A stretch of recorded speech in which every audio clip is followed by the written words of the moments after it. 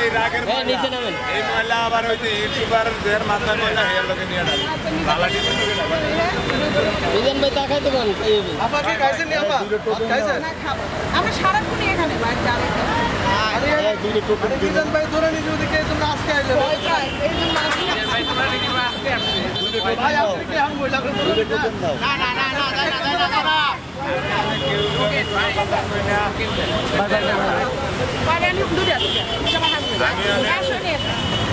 আমি অনেক কেউ ইউটিউবটা সাবস্ক্রাইব করে দিও ভাই ইউটিউবে লাইভ দিতেছি আপা কোনটা কথা কি ইউটিউবে লাইভ চলতেছে ভাই মিজান ভাই আপনি আজকে সালমান খান কত লাগে